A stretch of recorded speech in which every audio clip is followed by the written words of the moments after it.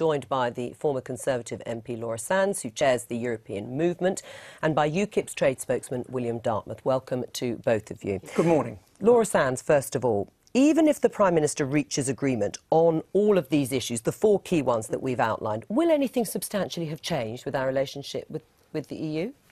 I mean, I think it will have, but it wouldn't be just for us. I mean, some of these reforms are actually about changing other European countries' relationship with the EU as well. So some of them are specifically about the UK, but others, particularly on the democracy side and allowing greater power for parliaments, will be for everybody in Europe. But so what substantially will have changed? I mean, what will be so different that I would be able to immediately tell if, for instance, protection of the single market, well, you know, that's a sort of banked, isn't it, exempting Yes. Great Britain from ever closer union, and we'll come to the last one on migrants. I mean, those things are not tangible in terms of a great change in our relationship with the EU. I mean, I'm not saying that they look fantastic on a leaflet going through a door, No. the retail offer as such, but they are important about shaping Europe in a way that we believe, the UK believes, is more in tune with our political settlement and how we see the world looking forward. But it's not just us. We've got Denmark, who've got a huge amount of common interests. The Dutch have got some interests that we share, and the Poles and many of the Baltic states. Do you think it'll be enough, if not to satisfy you and your colleagues, but it would be enough to satisfy more of the British public? No, this renegotiation is entirely trivial. What he's asking for doesn't amount to anything. This renegotiation is a charade which demeans the office of Prime Minister. And I have to disagree, if I may, with both you and your colleague.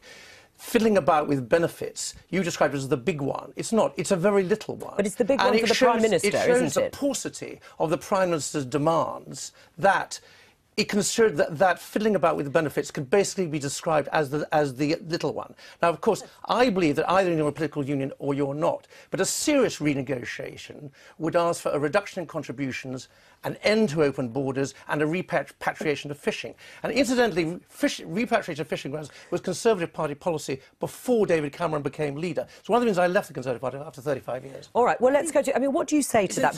Because for many of your Conservative colleagues, your former colleagues in Parliament, they will feel much the same. Oh, there are a whole group of people who, whatever the Prime Minister was either asking or getting, would find it not enough. And so, in many ways, this has been set up by those people who want out whatever. That's not a problem. We are moving forward. Every organisation should be going through a reform programme. We should be demanding the best from all institutions that we sit at the top table with. And this is something we have got a clear set of asks of the European Union.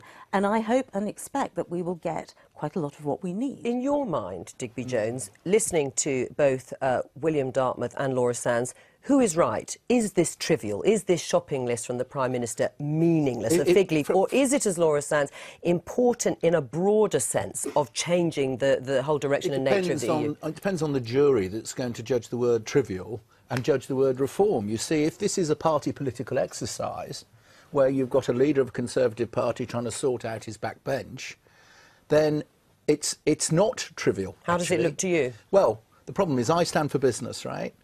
And we've got a European Union that currently is marching valiantly towards 1970. You've got India wanting your lunch, you've got China wanting your dinner. You've got a globally competitive environment. You've got 520 million people living in peace for the first time, 70 years of sustainable peace. What a wonderful achievement. You've got a home, a democratic capitalistic home for these people who came out of the yoke of Soviet communism. Fabulous achievement. And yet, you've got economies inside the European Union who think that they can build a sustainable, competitive global economy by exporting subsidised olives in the common agricultural policy and importing BMWs. That ain't going to work. Do you want out at the moment? I mean, would you, if there was a vote... At this moment, if there was no reform whatsoever, I believe that Europe is not fit for purpose for the United Kingdom, medium and small business. It might be OK for big businesses, right. So, but I would vote to stay in a reformed Europe. But the whole point, a reformed Europe is not on offer. And then it begs the question, what's a reformed Europe? Well, it's not even been asked for. That's right. the point. Well, I mean, Can I just ask, for business, at this particular moment, we're just about to finalise the digital single market. totally to our advantage, agree, the totally. UK.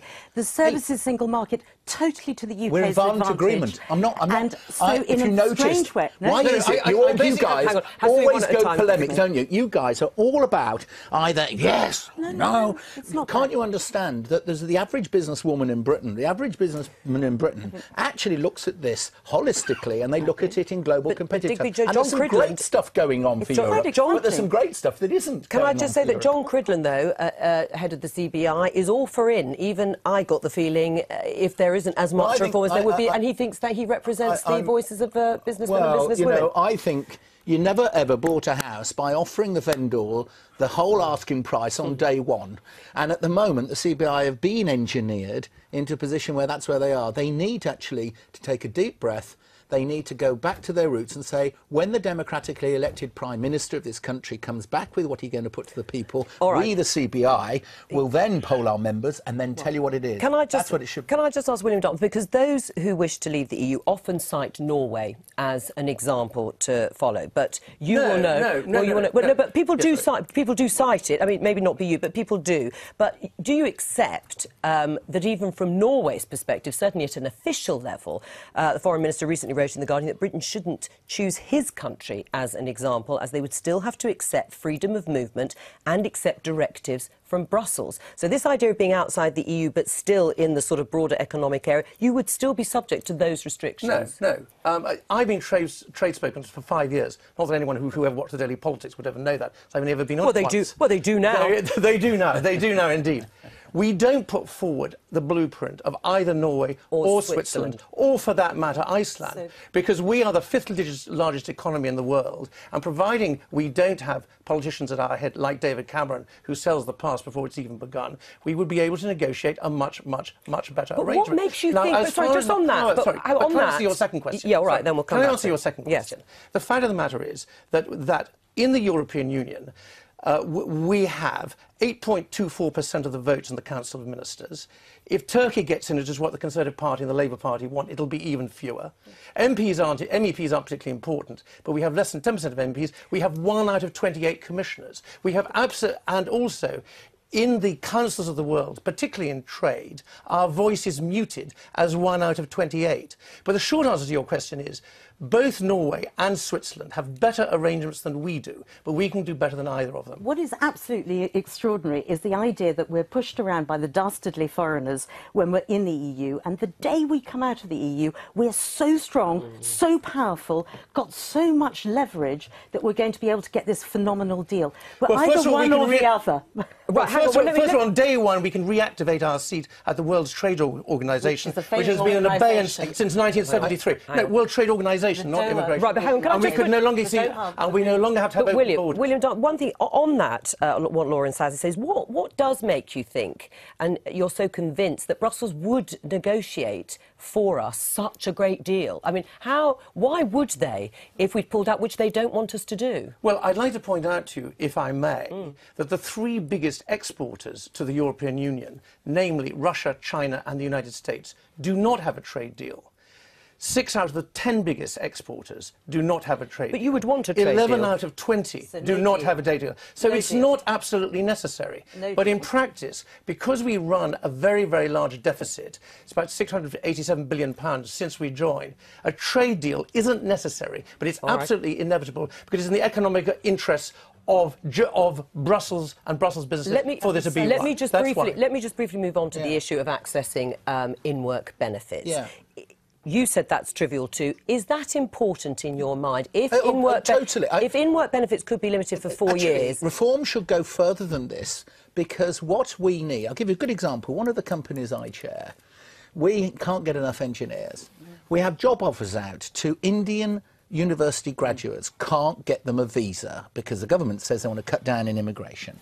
And yet we have unemployable... only because they can't speak English and aren't skilled, people from Eastern Europe who are sitting at our factory gates saying, give us a job. As a right, yes. But the point is, if we are looking at this as global competitiveness for the European Union, what we should be doing is we should actually be saying to these people who have no skill in Europe, I'm not going to give you money to subsidise you growing crops. I'm going to give you money to skill you up.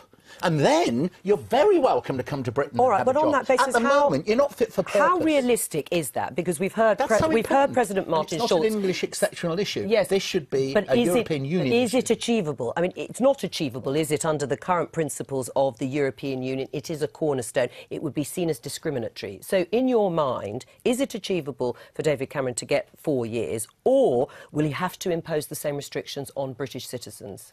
I mean, I think those negotiations are to be had, and there's going to be quite tough negotiations. But do you think it's achievable? I mean, to be frank, the Poles don't want a lot of their very skilled and talented people to come to the UK. So it's not achievable in your mind? But we've got to be really clear about the migration issue, and that is Brexit is not going to solve the migration issue unless we put absolutely the barriers up and, in many ways, create a sort of isolated country. No, and I'm going to give William Dartmouth... All you do is you put a condition of immigration on skill, all right, rather than on nationality. Let me give you... Hang on. Let me just say, yes, Lord Digby Jones made a terribly, terribly important point, which is this. Because we have opened doors to 450 million people in 27 member states of the European Union, it means that the whole weight of immigration control falls on people from outside the European Union. So, for instance, Indian engineering graduates can either not get here or get here with great difficulty. And that's an absolutely key point. Right. And in fact, and that's why our slogan is out of the EU into the world. I'm going to have to end it there, but thank you both very much.